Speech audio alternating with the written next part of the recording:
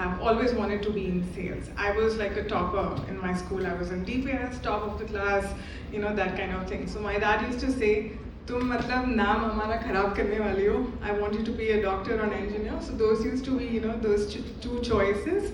But the reason that why I wanted to learn about, business and why I wanted to move to sales was I had seen in my family, like my cousins, they were a lot older than me, and at the age of like 32, 33, they became APJ CEOs of very, very large MNCs.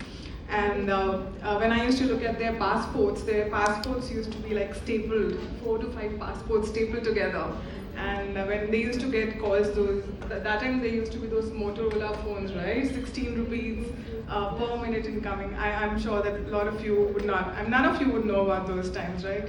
So it was all of those layered conversations, the way they used to walk in with their bags, and they were all traveling all the time. I was like, मुझे यही करना है life में, so that is what it was. So while I did my engineering from a top government college, I did it from REC, and I also got placement. I was one of the first few people to get placed on the first day. I still did not take the offer.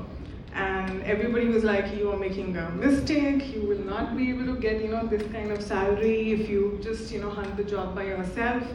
But I did that because engineering was like planned, but sales was my choice. And the reason that why I wanted to do was I thought I wanted to learn how to run a business. And it would be the front line seat to learning how to run the business. It is, all about knowing how to sort of, converse, what is the value, how businesses really run, how to navigate uncertainty, and things like that. And so in hindsight, I'm supremely happy with my choice. That's good to know, but how did your education in engineering or being an engineer help you in your career journey, especially when you were selling tech products? Because you started your sales journey selling tech products. So did it help you in that journey? Absolutely. So I'm still with SAP. It is, one of the world's #1, I would say, enterprise applications organization. And so the way it helped me was, I think when you do engineering or when you are into tech, you are very good at analyzing the data. So you are good at, some of those. I was very good at mathematics. I was always top of my class. And that was something people do not expect out of women. I don't know if that has changed now. I don't think it has changed much. So those are some of those things. And the other thing is, somebody who's a good student, you have to study hard to do well in life. So I would be like extra prepared, for things, and those sort of things. So it just helped me be more structured in my thought process.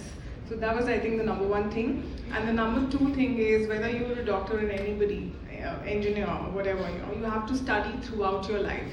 And that is the case irrespective of the profession you are in. So the moment you stop learning and the moment you stop investing in learning, I have seen a lot of people, the moment they are at mid-level, they stop reading newspapers. I mean, do all of you here read newspaper every day? Can you, if I ask you what's going on in Iran, Iraq, what is Trump doing, can you talk about that for 15 minutes? So that should be the goal. It is not just about what your subject is, knowing about the world and things like that. So it helped me with that. Yeah. Very interesting. Very interesting.